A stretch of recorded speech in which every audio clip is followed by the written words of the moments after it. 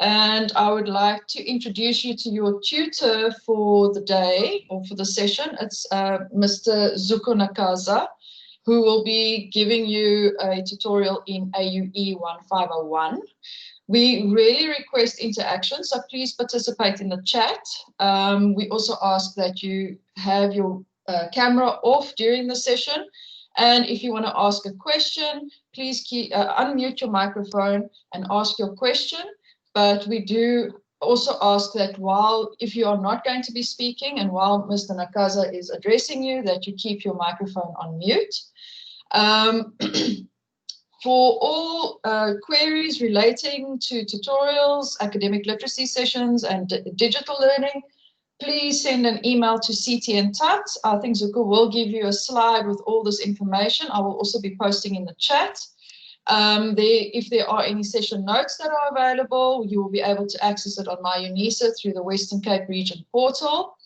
I see some have joined as guests. No. So if you do join without your UNISA credentials, there is a possibility that you will not have all the functionality that other students do with the chat. So please make sure that when you do join Teams, that you join using your My UNISA credentials.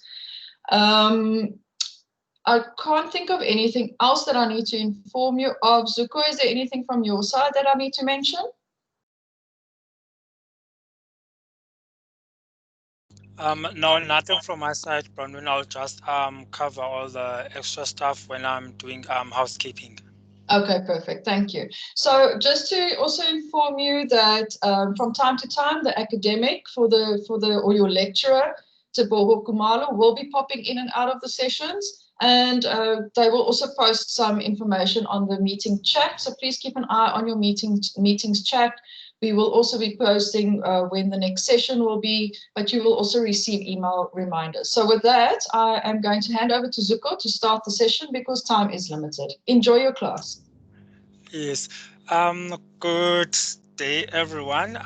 Thank you for joining us. I hope we will all come out of this session more confident on the module content, and hopefully, the journey will be, as educational as it can be.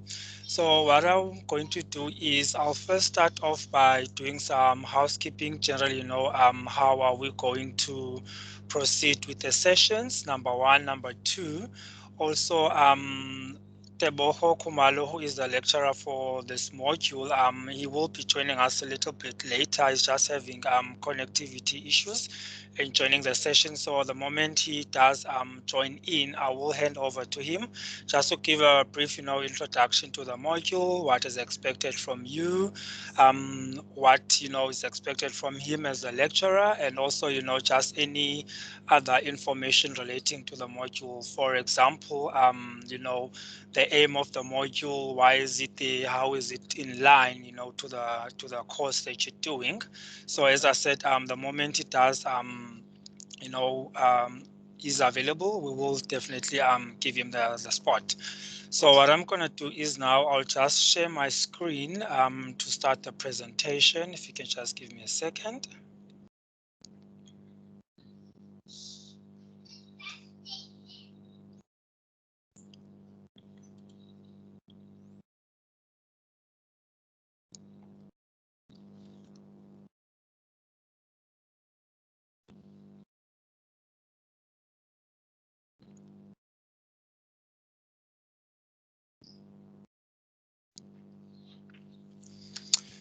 Thank you. So just to confirm that we are all part of UNISA, and that is, the Pretoria branch, if I'm not mistaken, Bronwyn. To start off, as I said, housekeeping, number one, I would appreciate if you could switch off your video to make your data, less if you've got your video off. Also, as Bronwyn alluded, please mute your microphone.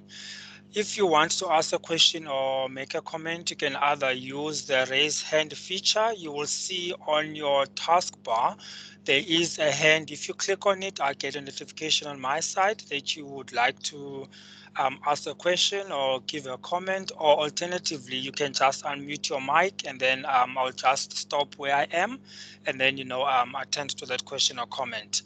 As you would have seen, Bronwyn posted a link to the meeting chat. That is the link to the attendance register. I will do that, or we will do that when the session starts, during the session, and towards the end of the session. And towards the end of the session, I will also post a link for the feedback form. That is for you to evaluate how I have, progressed myself, or, how portrayed myself in this session. And then, as also Bronwyn alluded, for any study-related queries, you can send an email to ctntat@unisa.co.za. Any questions before we continue?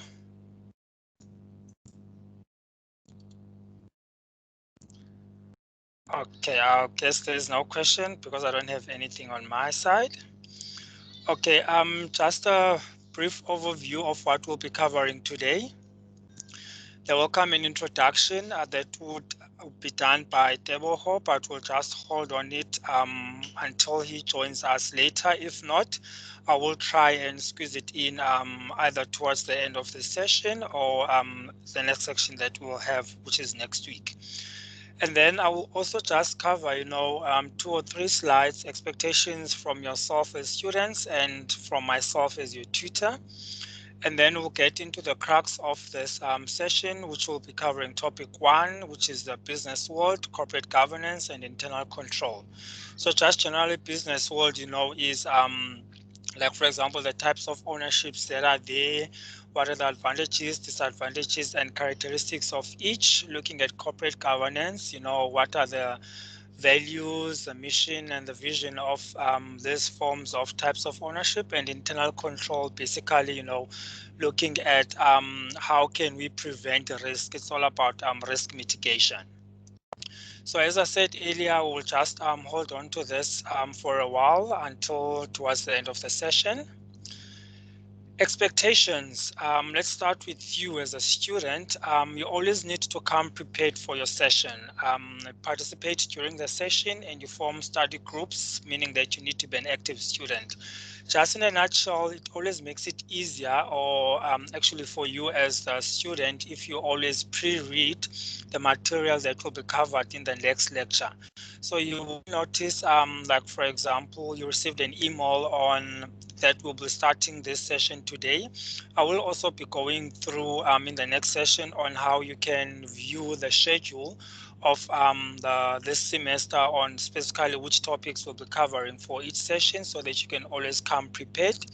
Participating during the session, I want it to be, an interactive session. Let's ask questions. I'll try to give practical examples as much as I can for you to understand the subject matter. And the last one, forming study groups. What worked well with the previous group in semester 1, they had a group where, I was also invited, and generally it was more of, giving support towards each other, giving emotional, moral support. So if you would like to do that, you're more than welcome to do it, as long as it's going to better benefit you, towards your studies.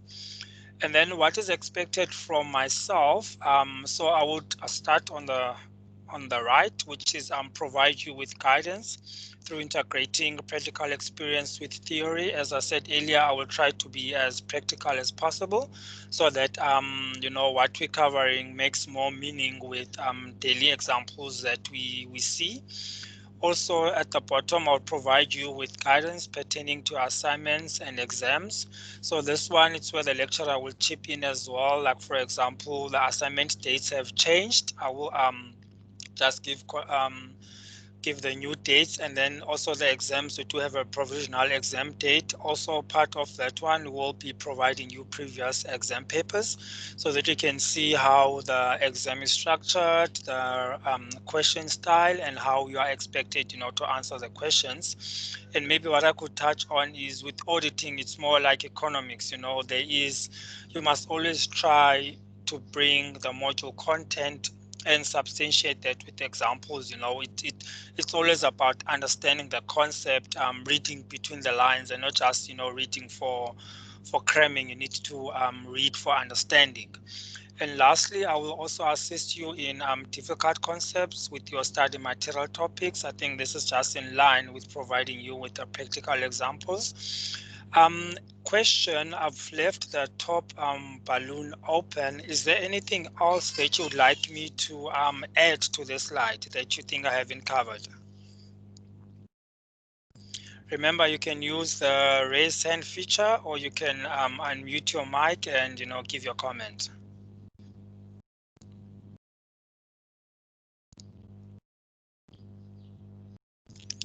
Hello, are we still there? Hi, Zuko, I'm still here, and I see some students have indicated that there's a problem with the attendance register link. Okay. Ethan has just confirmed for me now it is working. Thank you, Ethan. Okay, so I would assume that the students are still in the session. Yes, I am checking on the chat as well. Okay, let me just look in the other view just to check. Okay, we still have about 9 students. Okay, that's fine. Okay, let me continue.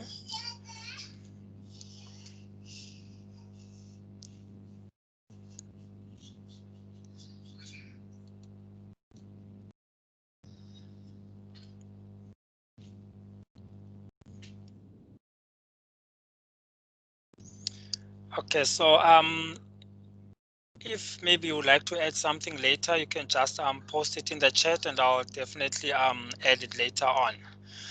What I definitely do not do or do not cover, I do not provide any admin support. As I said earlier, we've got the designated email address, ctntat@unisa.ac.za. You can send your query or comment or question to that email address.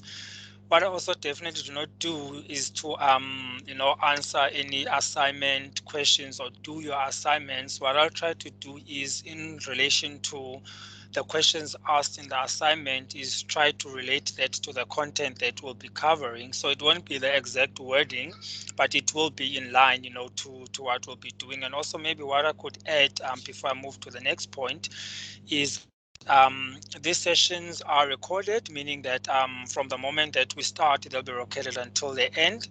The recording will also be available after the session. You can allow some time, for it to be posted. You will receive communication where you can get the link to the recording, so you can always refer back, to what we've covered in the previous session or sessions.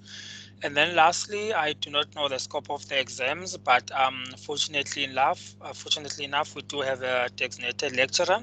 He will, towards the end of the semester, provide you with the scope of the exam. If there aren't any questions or further questions, I would like to start. Bronwyn, any maybe comment on your side, maybe something that I've haven't covered? No, I'm all good, Zuko. I'm going to leave the session now, but I will be monitoring the chat on Teams. Okay. You've covered everything. Thank you so much. Okay, thank you very much, Bronwyn. See you later. See you later. Okay, bye.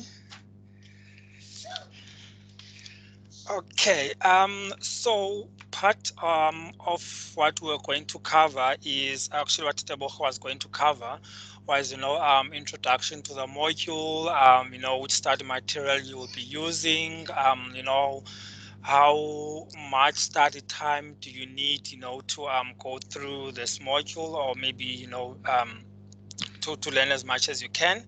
So what I'll allude to at the moment is the textbook and the study guide, actually specifically the study guide that I'll be following.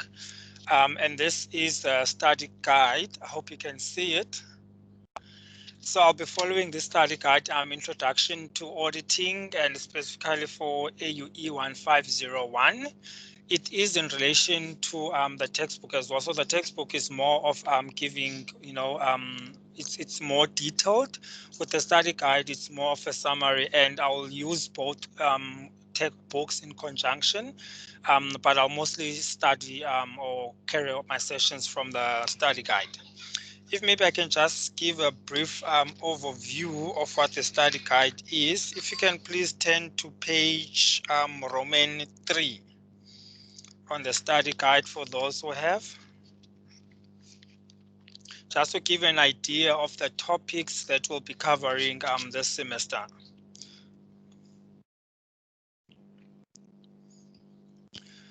So for those who are already on the contents page of the study guide, topic 1 covers the business world, corporate governance, and internal control. That is what we'll be covering today. Next week, we'll be covering the internal auditor. Following week, the external auditor. Next, auditing concepts, the auditing process, the system and cycles within a business, the revenue and receipt cycle, the acquisition and payment cycle, the bank reconciliation, and payroll. As I remember correctly from the previous semester, I think it was from topic 6 till topic 10. I think it formed about 65% of the exam. So as much as, you know, we need to have more time in dealing with those topics, I won't be rushing through the first few. I will try to be detailed and precise as I can so that when we get there, at least, you know, the foundation has been there already. Okay, so as I said, today we're looking at, we'll start with the various types of business entities, and this is on the study guide on page, if you can just give me a second. This starts on page 12 of the study guide. So they just first gives an introduction. Hello? Hi, it's Teboho, yeah. Yes. Oh, hi, Teboho. Yes, how are you, sir? I'm doing very well, and how are you? No complaint. Yes. No, it's fine, Teboho. Yeah. Okay. Yes. Hi, students. Yeah. Good day, students. My name is Teboho Kumalo. I am one of the lecturers for this module. Is two of us is Lorraine and myself, but my involvement is more with the student engagement while Lorraine does other work. So to the large degree for the rest of the semester, I'm going to be the face of the module and I'll be interacting with you. So I will just want to thank you for making this time to attend, and also like to thank Uzugo for availing himself for these tasks, because it's not every person can do this. So thanks to you, Uzugo. Students, on my side, Zugo has touched what he'll be doing. On my side as a lecturer, yes, I am there to support you. But that being said is that you have to also you have to do your own part. By that, I mean that firstly, this is a distant or hybrid learning method. So you have to go through the work, and then where you do not understand, you are more than welcome to contact me.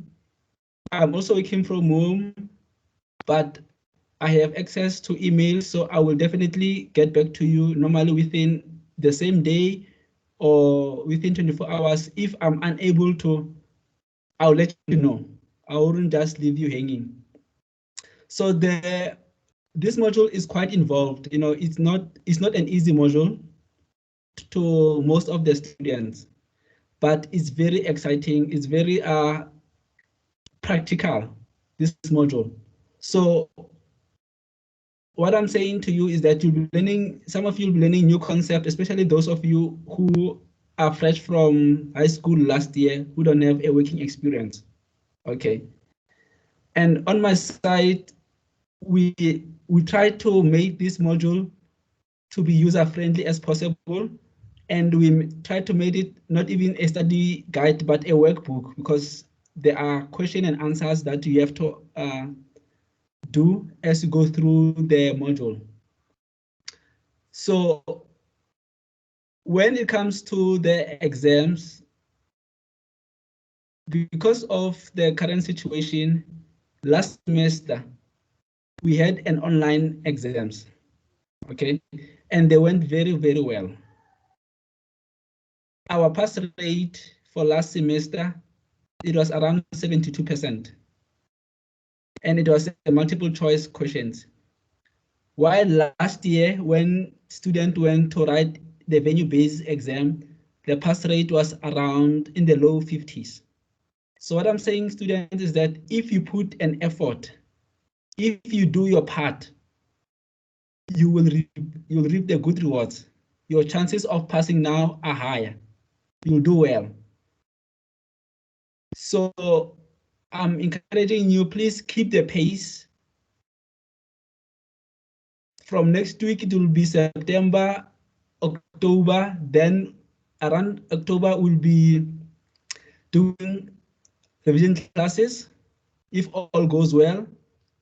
And then it will be the time that you'll be submitting your last assignments. So please work with Auzugo and myself, but the pace gonna be a bit high because only have what 4 or let's say 8 weeks. Then it will be finished with the module. But welcome. I'm here to support you. I'm here to support Uzugo, but he's very qualified. And also the other platform of my UNISA, please go there at least once every second day. If there are new announcements from our side, we'll normally post them there. And please know that we don't use our WhatsApp. That one we don't use. So we won't get any WhatsApp from me or from my colleague or from the university. We don't use WhatsApps. So all our messages will either get an SMS or we'll post them on my UNISA. So every second day, please go there and engage from there and read it. So all the best. And lastly, quite importantly, is that the issue of exam papers or exam question leaking. So now if you are involved in that, it is a crime, okay? You will be dealt with according to the university policy and according to the laws of the country. So if it happens that for whatever reason, somebody sends you the exam questions, please, number one, do not forward them to any other person because you'll be perpetrating the crime yourself now. And number two, alert myself as soon as possible, and then I will take it from there. Then I will alert my seniors, and then the university will know that there was such an incident. But please, students, don't cut your career short by getting involved in such. And this does not only have to do with my module, but in all the modules. Don't commit such a crime. Do not be part of paper leaking scams. So all the best. And another thing, lastly, I'm gonna require of you to engage with Uzugo. Okay, please engage him, ask him questions. I want these sessions to be interactive. Okay, he should not be talking the whole day by himself. And the success of this module of this session, it rests upon you. And I would like you also, if you can, ask your fellow students to join this in your region, to join these classes, because we can only offer them if there is a demand. So the higher the demand, then our chances of offering this will increase, and we can even have more classes. We can even bring more resources, but we need numbers of students. So please, students, ask your fellow students in your region to join these classes, and then we'll definitely continue offering them, and we can even offer more if there is a high demand. So Zugo, over to you. Thank you very much, Tebogo, for advising, of what is expected from the students. I think, what you touched on more so on the leaking of exams. I think working from home, or actually having the ability to have, the question papers electronically, we tend to get excited and we do leak the paper, and I do assume that, look, maybe someone would be off sick during the exam. However, if they do get the exam paper, they'd actually be cheating. And look, I do know, even when I was still a student, plagiarism, copying, sharing of exam papers is an offense where you can either be suspended, either a year, 3 years. There were cases where students, or my fellow, students, had done that, and unfortunately they were suspended. So it's a big thing. And as I said, I just wanted to allude to that. But generally, it's the other stuff that I had, alluded to before. Let us be engaging like we are going to do now with the various types of businesses. But one thing I want to touch on, maybe just to confirm the assignment due dates. Assignment 1 is due on the 8th of September. That is in about 2 weeks' time. And then assignment 2 is due on the 29th of September. That is about a month from now. And then a provisional exam date, it's the 21st of October. And I do assume that it will still be an online exam. Hence, I said earlier, I want you as students, to read or study for understanding, not for cramming, knowing word by word, because this is an applied module. We don't ask exactly what is in the textbook. But thank you very much, Tebogo. So as I do know that you will chip in now and again, just to see how we're progressing and, offer any assistance the students might have during the sessions. But let me go back to my presentation and then we can continue. So in about 15 minutes time, we're just going to have a quick break just to stretch our legs before we continue. Okay, that was what Tebogo had covered. And I've covered this already. One other thing that I've noticed, since I'm sharing my screen and I'm doing a presentation, Tebogo had raised his hand. However, I did not get a pop-up on my side. So if you do want to ask a question while I'm doing a presentation, I think it's rather you unmute your mic and you jump in, because I won't be able to see when you raised your hand. Okay, looking at the various types of business entities, we're going to look at 4: sole proprietorship, partnership, close corporation, and a company. But let's first start off with the sole prop. And as I said, there's an engagement module. Anyone, please give me your understanding of what a sole proprietor is. Or maybe give me an example of a sole prop business.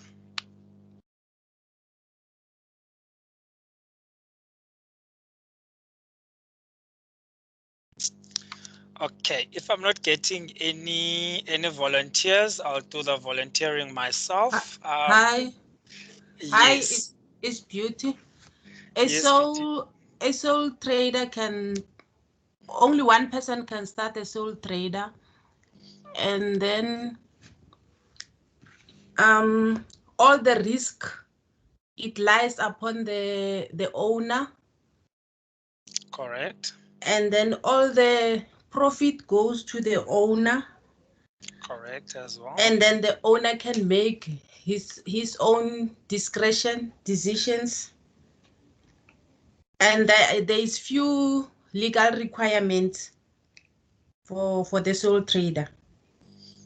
Correct. And Beauty, I think you actually know quite a bit about sole prop. Let me just tweak your mind. Who do the so let's say, for example, the sole prop, let's say it's myself, I die, what will happen to the business or personal assets? How will they be seen? Will they be seen as two, or will they be seen as belonging to one person? It is belonging to one person. When you die, the business will also die. the business will also die. Correct. So the reason why I brought that up, thank you very much, Beauty, for your response. The reason why I brought up that concept is because we're going to talk about, when you're doing the advantages and disadvantages, we are going to talk about what's the word now? Legal entity. Legal entity, meaning that we are looking at the business as one, and we're looking at the owners of the business as another person. But as we said with the sole prop, if I die, it ceases to exist. There is no perpetual succession because the owner and the person running the business, or myself, I'm seen as one person. All the risk, I'm the one responsible for the risk, which means I'm also, only the one receiving the profits.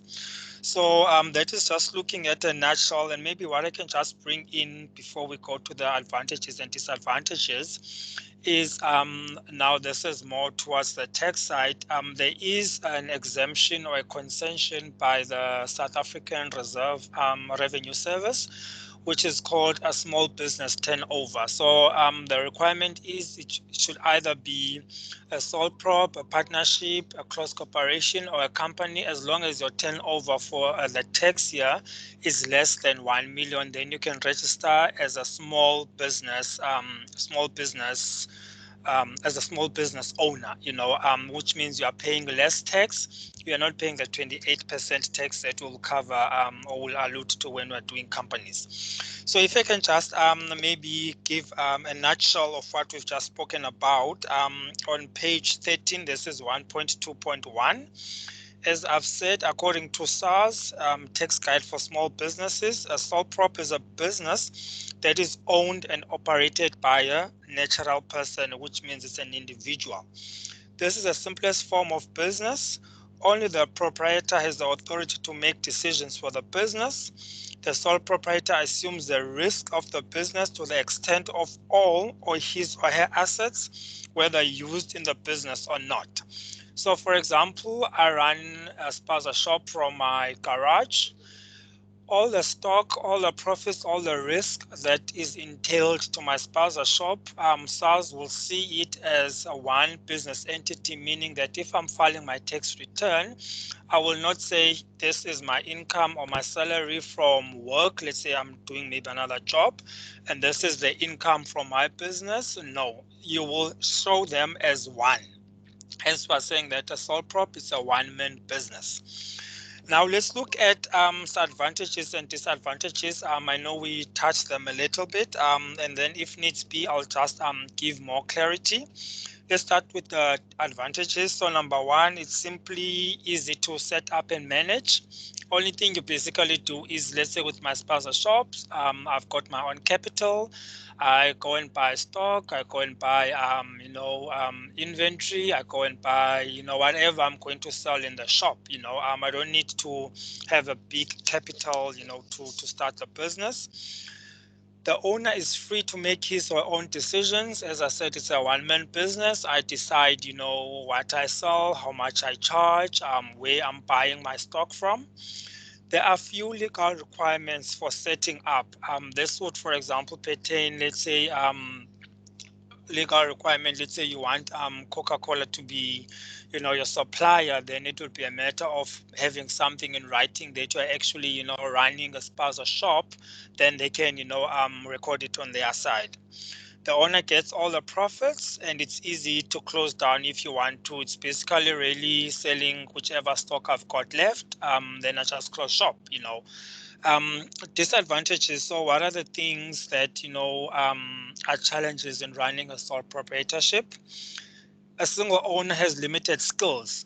So let's say, for example, I'm running a cafeteria. What I only know is, making sandwiches, making burgers, but I do not have the expertise of making coffee. We've got what we call now baristas. So that would mean that I would have to hire someone, that would do those services, but it's not specifically me, who's got that skill. I would have to get someone in to provide that skill. All business debts are the owner's responsibility, as we said, just like with our profits, they all go to use, just like with the debts, they all belong to the owner. And it is not a separate legal entity, what I've touched on earlier, meaning that once I pass on or die, the business ceases to exist, even though someone else might take over. That person will be seen in their own right, but specifically with myself, the person who started, who ran the spaza shop, once I die, or let's say I become disabled, or I just decided, look, I don't want to run my spaza anymore, it might cease to exist.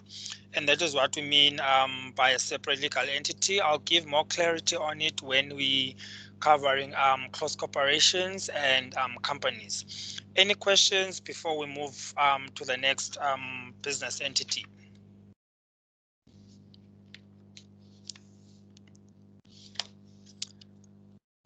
Okay, I'll assume there are no questions. Okay, let's move on now to partnerships. Can someone also just give us an introduction, what you understand about a partnership business? And remember, if I don't get any volunteer, I'll do the volunteering myself.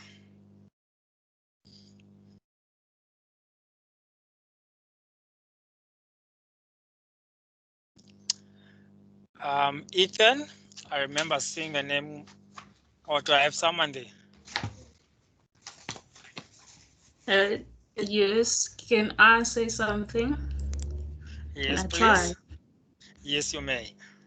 The partnership is a business between two or more people, where unlike the sole proprietorship, the partners share the decision-making process, and they carry if there is like any financial problems, they both carry the problem and they can help each other out, unlike where if it was only the single person, if there is no money, the business would just die. So they work hand in hand together for the good of the business. Correct. And I think this is Azipili, right? Yes. Okay. Now I'm not very good with words, so I'm going to try to, to do that now.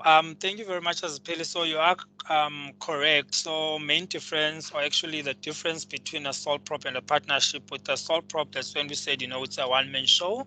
However, with a partnership, it's two or more, and you'll find out this mostly with doctors. You've got, a business where one, is a general practitioner, which was a GP or medical doctor. Then you've got in the next room a dentist. In the next room, you've got a psychiatrist or psychologist.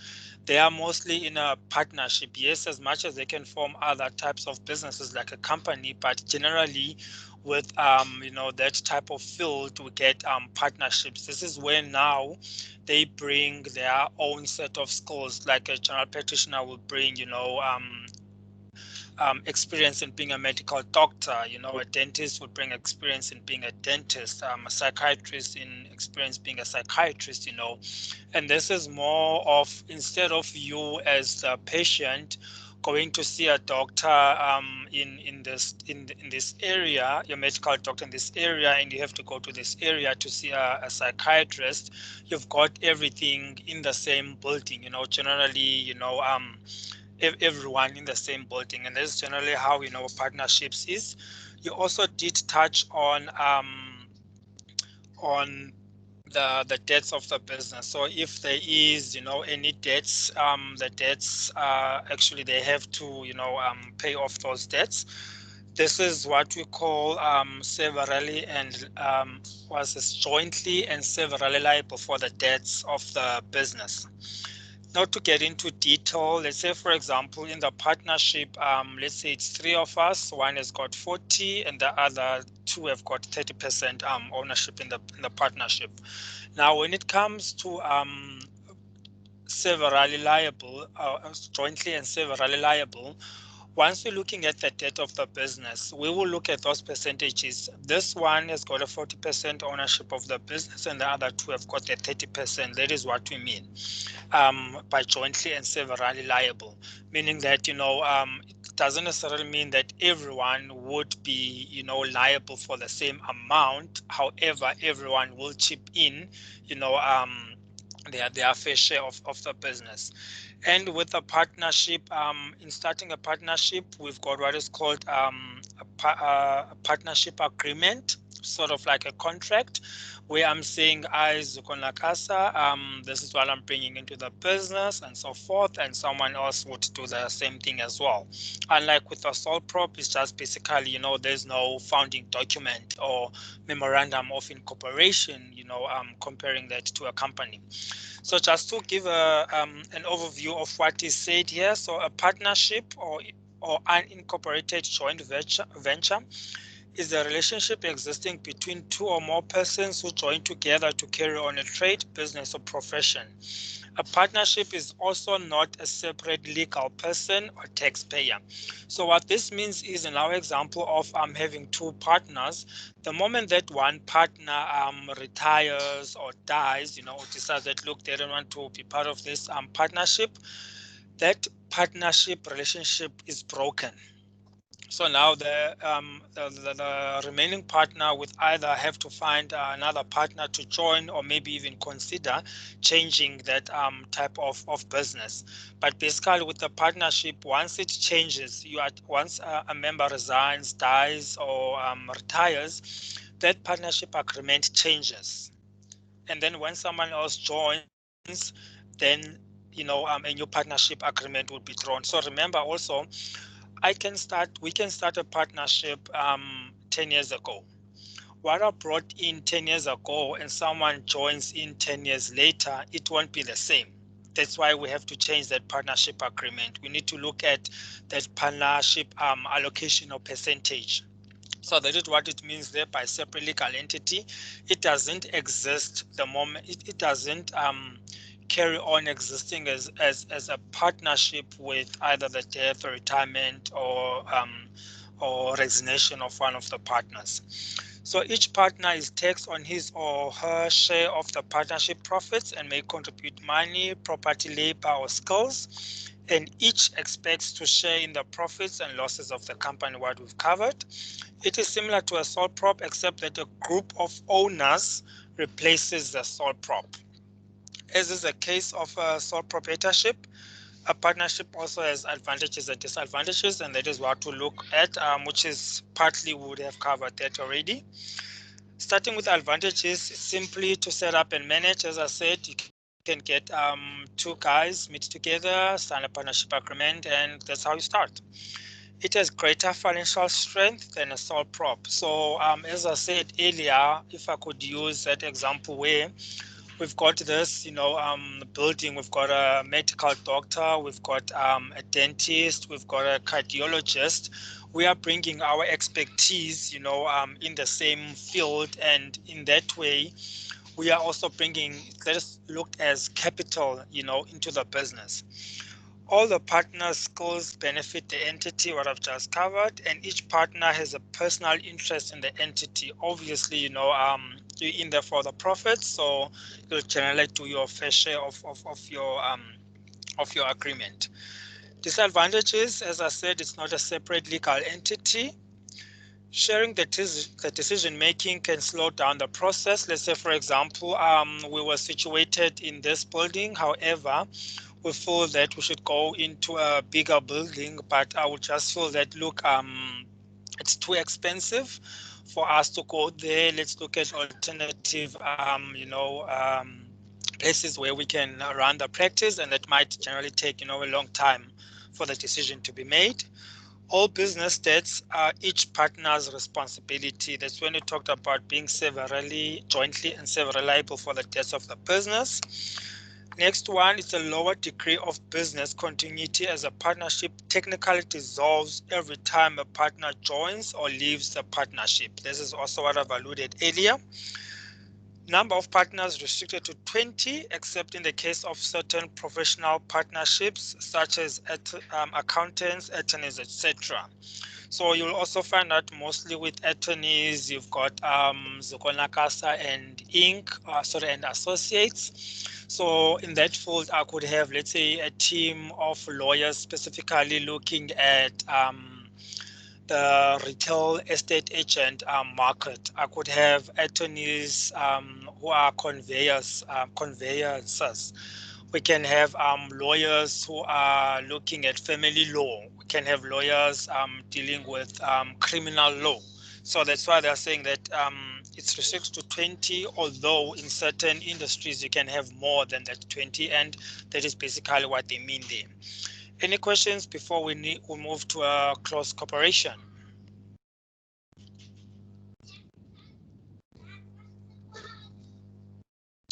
No questions? Okay, let's move on to a close corporation. I'll cover a close corporation and then we'll move on to a company. So close corporations are covered in page 14 of the study guide. So close corporations is more of a blend between, a sole prop and a partnership with a tweak. And the most evident one of a close corporation is a separate legal entity. And just to note, close corporations, you can't register one anymore. So if you had a close corporation, I just can't remember the exact date, but there was, okay, I'll look for that date and just give you an idea. So there was a time where Treasury decided, or the Department of Trade and Industry decided that, look, close corporations, new ones won't be registered, and you can either continue operating as a close corporation, so you will still see close corporations operating. However, they have the option of converting to a company, which, as I said, companies will cover later on. And the prefix for close corporation, the name would end with CC. And the most evident characteristics is seen as a separate legal entity. So with a close corporation, I've got me as the owner, and I've got, let's say, another 5 members. So remember, for sole prop, we talked about, a one-man show. A partnership, we looked at partners, and for a close corporation, we're looking at members. So let's say we are 6 members. Out of the 6 members, let's say I'm the managing director. I die. What that means is, for the close corporation, it will not cease to exist upon my death. It will still continue operating as a close corporation. Why? Because it's seen as a legal entity, meaning that whatever the decisions the members are making in relation to the close corporation, they're actually making decisions for the close corporation. Any questions on that one? Should I give more clarity? Because that is actually a point that I'm adding on now that we'll use more in companies. Any questions? Okay, let's move on. So as I said, with close corporations, we will talk about the members, and we're going to look at the advantages and disadvantages of looking at CCs. But let me just also start with the with the overview of what close corporation is. So a close corporation is a separate legal entity. CC is similar to a private company. So those CCs that were existing, they had the option of converting into a private company. It is a legal entity with its own legal personality and perpetual succession. That is another term we introducing. Perpetual succession just means that it will continue existing, even if there is a death or retirement or, resignation of one of the members. And it must register as a taxpayer in its own right, meaning that it will have its own tax number with SARS. CC has no share capital and therefore no shareholders. Hence, I made mention of members, not shareholders. The owners of the CC are the members, as I've just said. Members do not hold shares in the CC, and therefore they have a membership interest in the CC. The interest is expressed as a percentage. Let's say, for example, out of the 6 members, we all brought in money. Let's say we started, everyone contributed 20,000 rands each. So as a CC, we've got 100,000. Everyone contributed 100. What's this? 20 divided by 100. Sorry, what's this now? About what? 18% into the business. So we see the interest as a percentage, unlike when we do companies, we're going to talk about shares. Looking at the advantages, so you will notice that I am leaving out some activities while we're going on along. Look, the questions are there, the solution is right there, and it's basically covering what we are talking about. So I won't go specifically to those ones. Looking at the advantages, so it's relatively easy to establish and operate. So basically here we just need a funding document. It's also like a partnership agreement. I own a certain percentage in this close corporation and then assign. Life of the business is perpetual, that is, it continues uninterrupted as members change. So even if, for example, we all resign at the same time, the new management would be elected, and the CC will still continue to operate as is. Members have limited liability.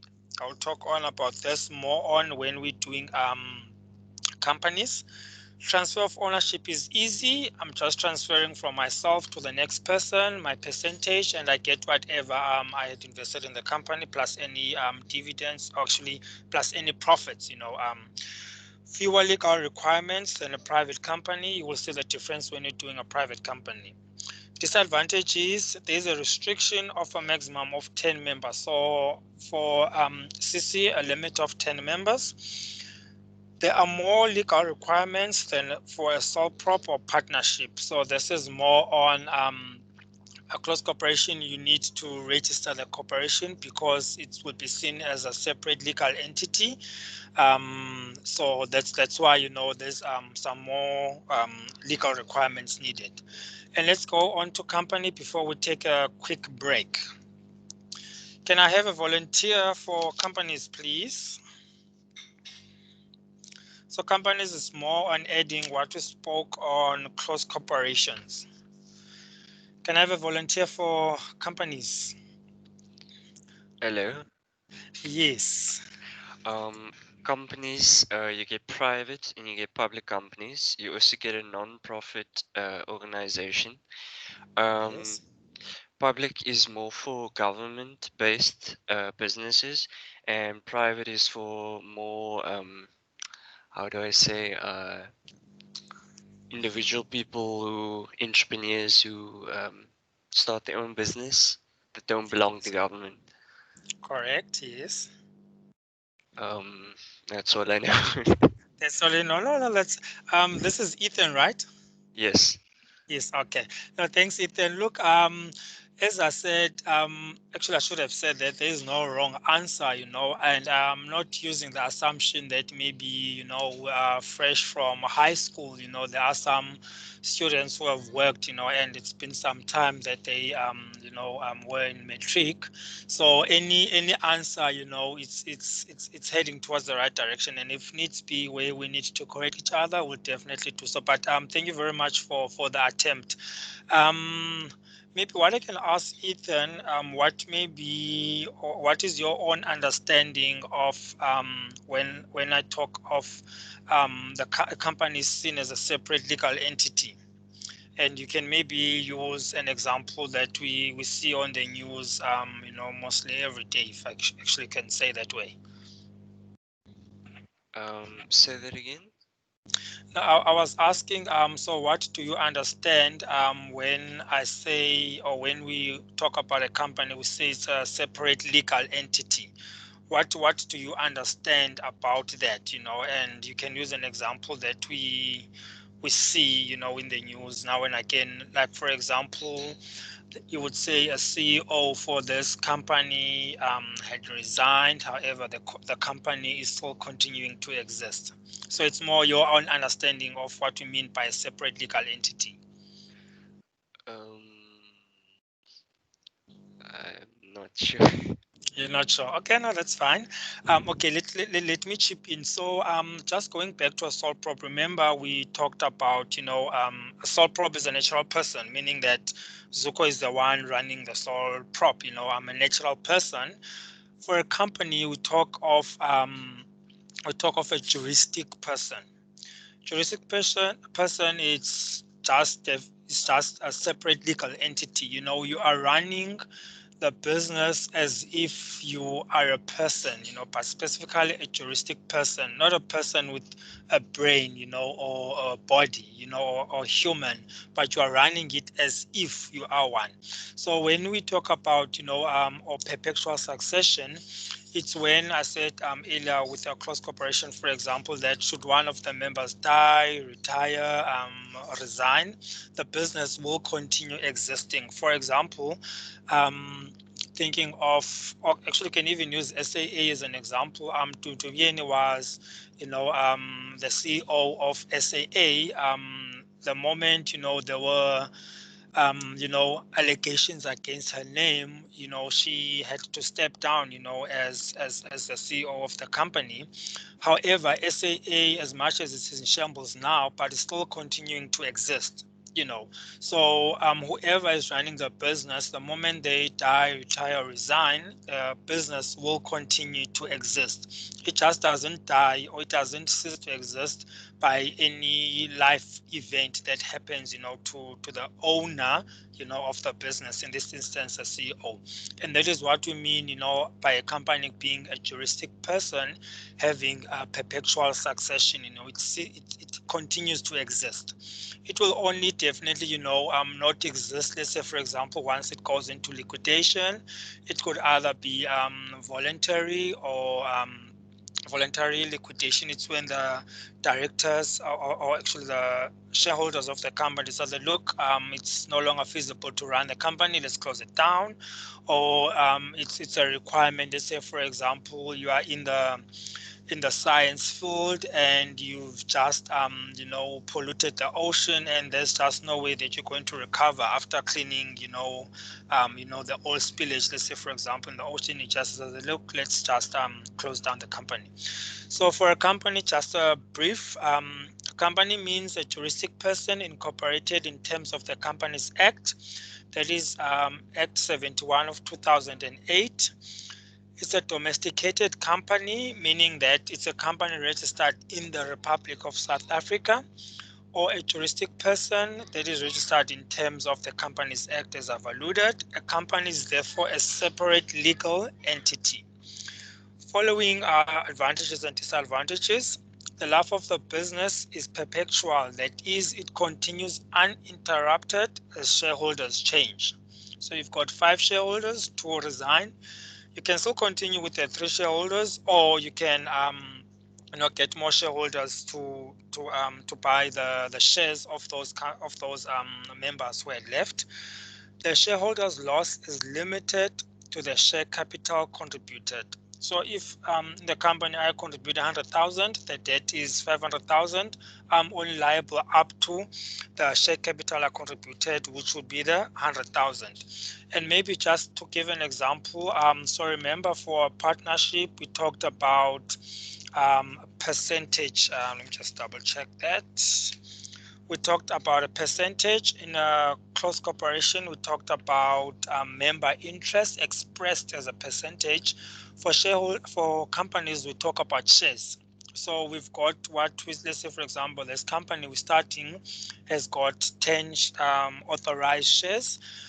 From those 10 shares, it's 5 for us. We both buy 2 shares each. That means we all have a 20% shareholding in the company.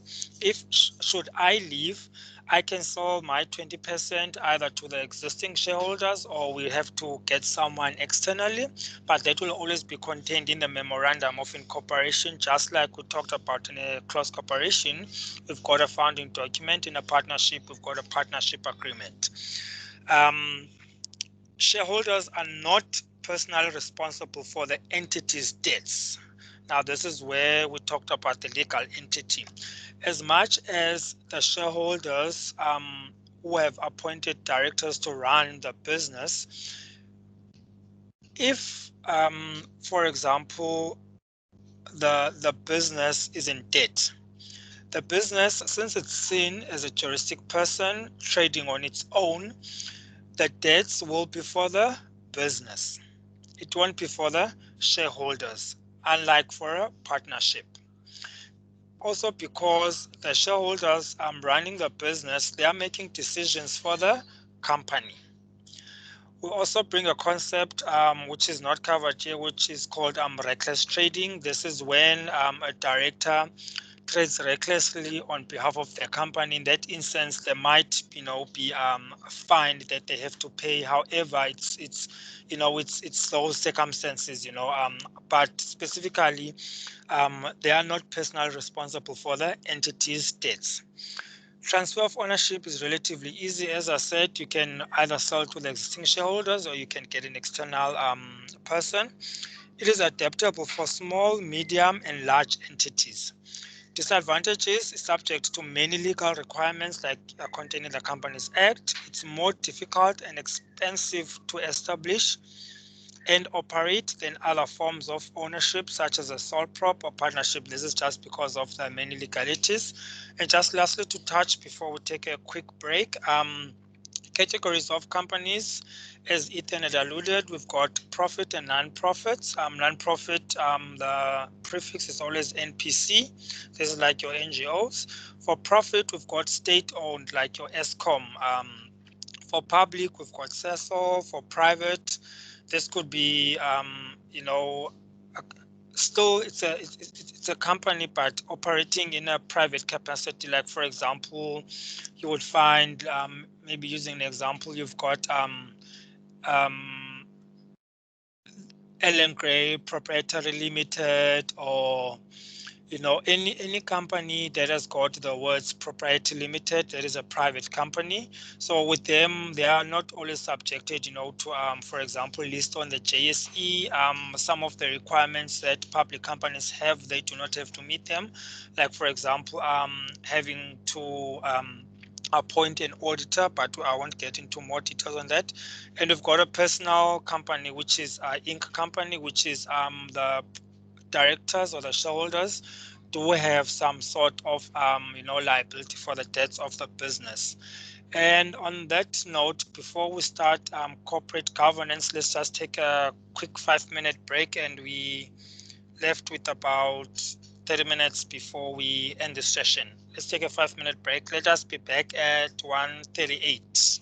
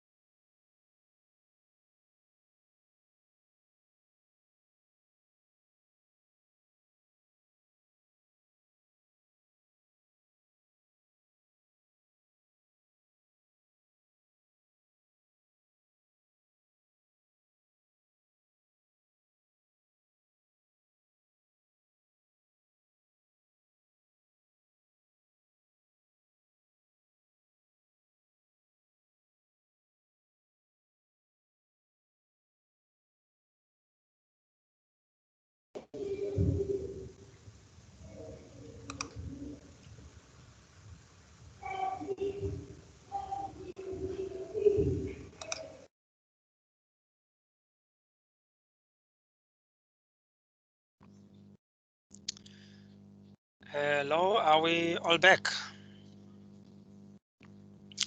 Can I see by the show of hands just to at least know that we are back, and also we can use that feature?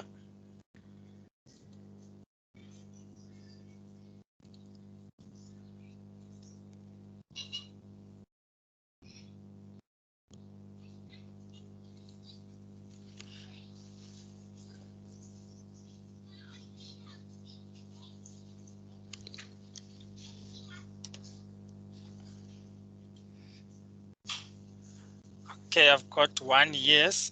So let's continue. Let me share my screen again.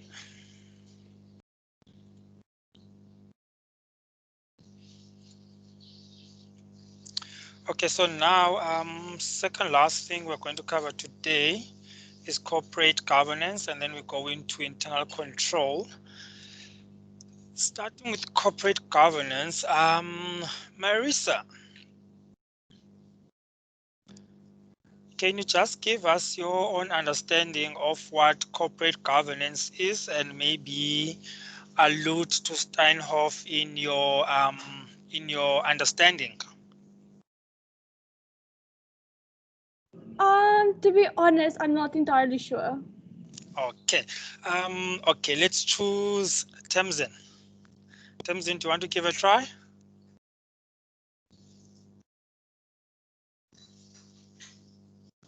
Okay, maybe Tamsin is not back yet. Lena, can you help us, please?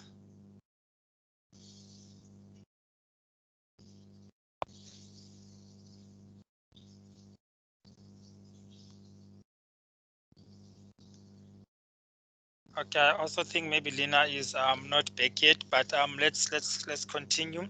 So just to give an overview of corporate governance in relation to Steinhoff. So one of the biggest stories that happened a while ago, I remember when I was still at varsity, Enron was one of the examples that was made in relation to corporate governance. It's more of, corporate is looked at the business or the company. Governance is more on how the business is ran, how is it seen, how does it want to be seen. So with Steinhoff, understandable, it was a company that we saw, was in the use for the right reasons. For example, there were supporting the varsity cup, varsity soccer, rugby. They were involved, in corporates, in giving sponsorships. So they were actually a company, a corporate that was seen in the good books, of the country. However, with a big, fraud cases, corruption or money mismanagement, everything went the opposite direction, and that all speaks about corporate governance. They were a company, they wanted to be seen this way, and that was the case. However, because of some internal controls, which we'll cover in the next session, that were not there, that is why they actually in the position they are today. So just in a nutshell, corporate governance, it's more on, how the business is ran, how is it seen, how does it want to be seen. You will notice that so corporate governance on the study guide starts on page 19, but I want to make reference to page 20. We can actually start off by defining corporate governance. So it says here, corporate governance is defined as the exercise of ethical and effective leadership by the governing body towards the achievement of the following governance outcomes: ethical culture, good performance, effective control, and legitimacy. Legitimacy, it's a company that's legit in its trading. If it's saying that, look, we are building or we are constructing, reliable and safe construction, let's say buildings or bridges, then they must be legitimate. Effective control, good performance, ethical culture, which is the most one, that would lead into the, into the company, you know, not being managed correctly. But you will notice there, just below that, there's Internet Activity 2.1, where it says you can open the link to introduce you to the man himself, Judge Mervyn King. Hence, reports are called King reports. Firstly, it was King 1 from 94, and currently we've got King 4 report on good corporate governance. So you can follow that link. Sorry. Sorry about that. So you can follow that link to introduce you to the man himself, you know, and he will actually give a brief overview of why he started, you know, coming up with these principles. And secondly, background to the King 4 report, Internet Activity 2.2, and this is what we meant by this module being interactive, you know. So you can also go and watch those 2 YouTube videos just to introduce yourself to the corporate governance, and maybe just to also add on to what I said earlier. If you sorry, let me just drink some water.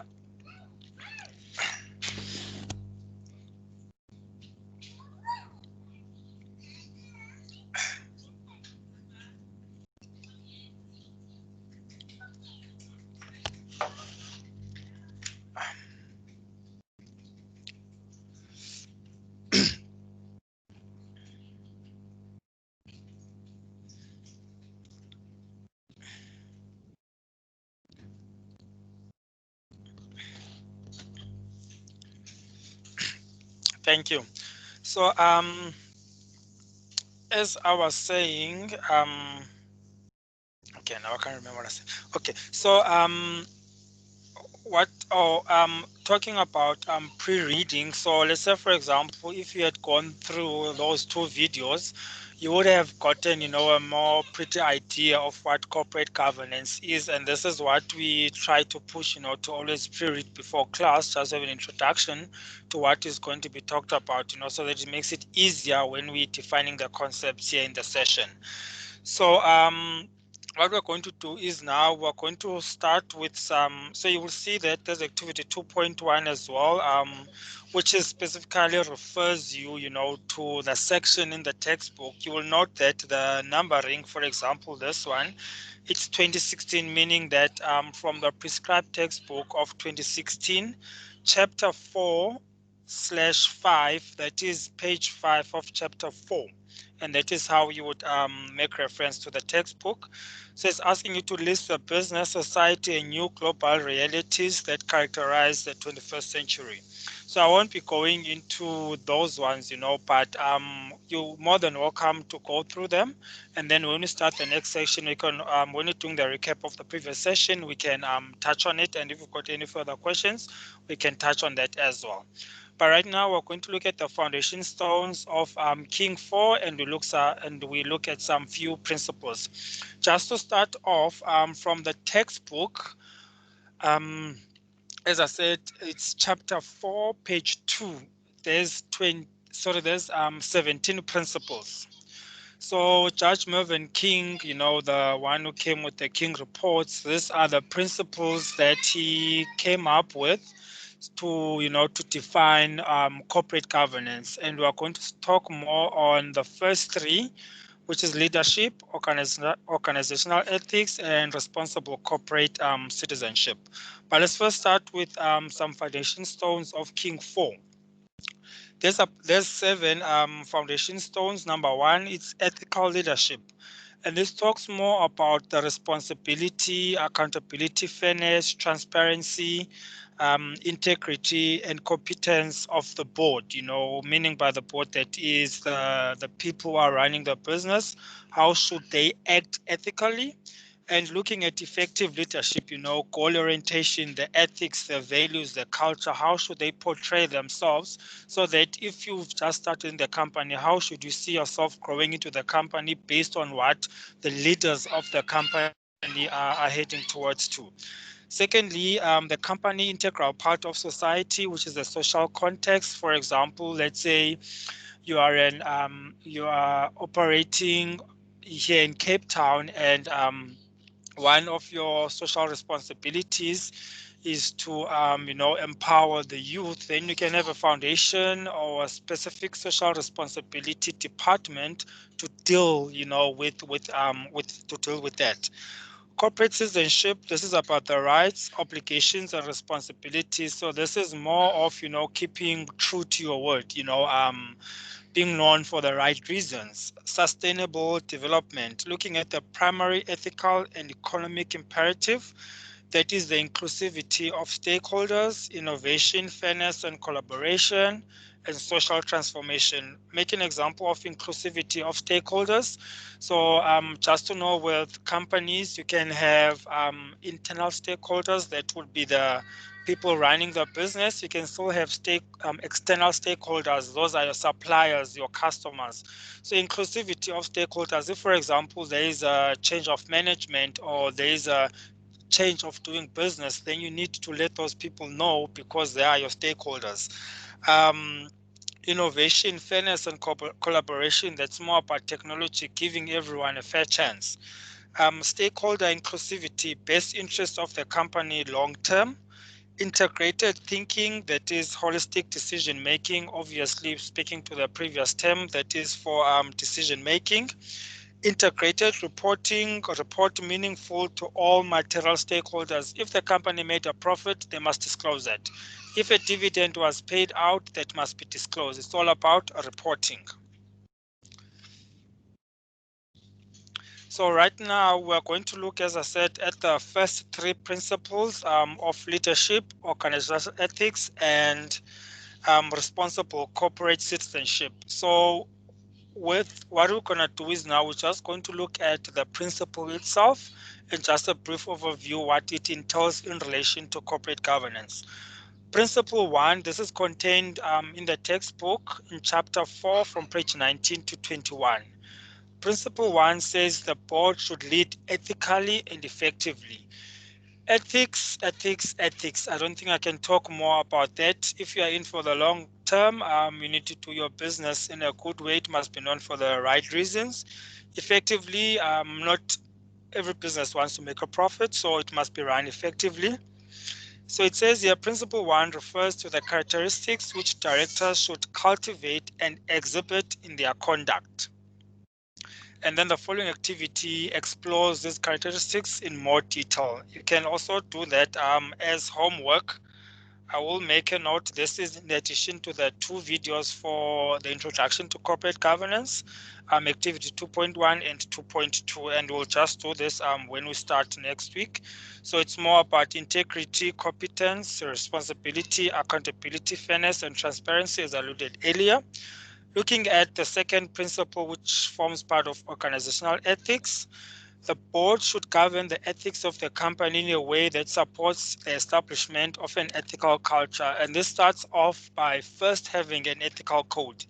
You cannot say that everyone must run the, must portray themselves, must do business in good faith if you do not have a code for ethics. Starting point, you must have a code for ethics, and everyone from the bottom to the top to bottom, they must know of that ethics ethic code.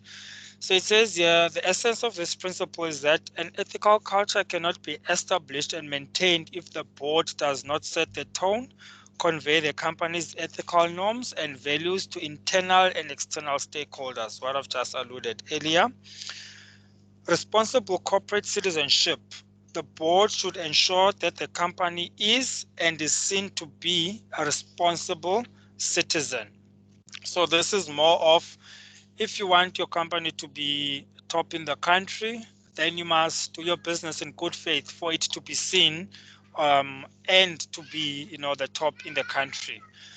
We've got about 8 minutes left for internal control. What I will do is, I think, let me, rather than having to rush through it, let me start off with when we have our lecture next week. I'll use the first 15-20 minutes for this section. Also, remember, please do pre-read.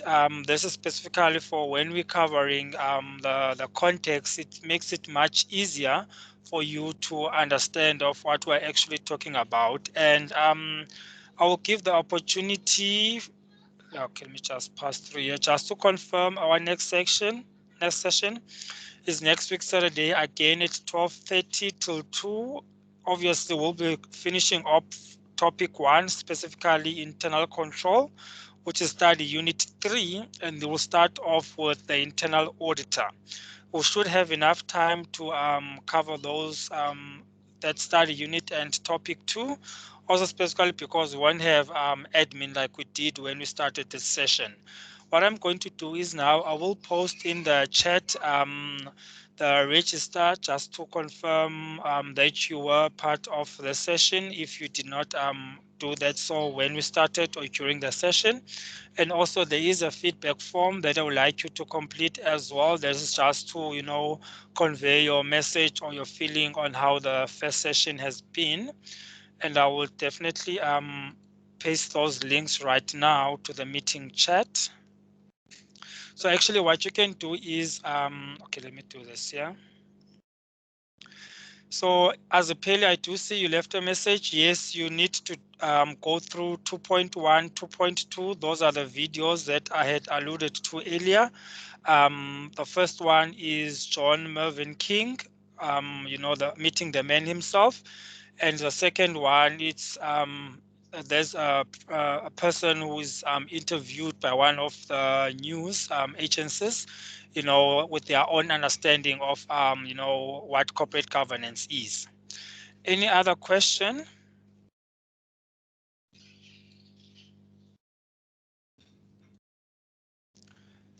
So I've just pasted the first link. You should receive it shortly. That is for the register, just to confirm your attendance. If you've done it when the session started or during, you don't need to do it again. And I'm just going to paste the link for the feedback session as well.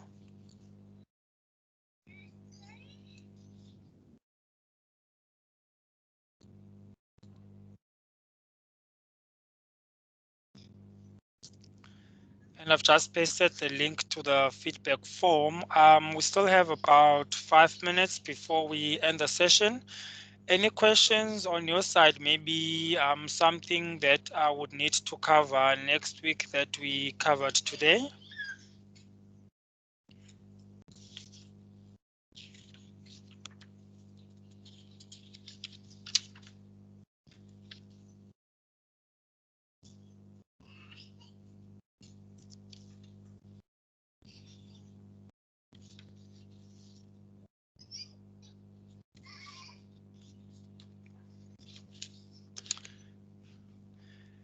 Any questions, comments?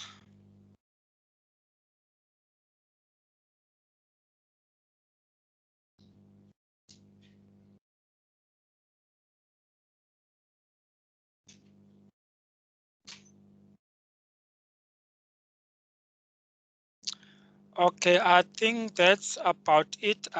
Thank you everyone for joining today's sessions. I hope it was informative as I wanted it to be. And then we will just progress as we go along from next week.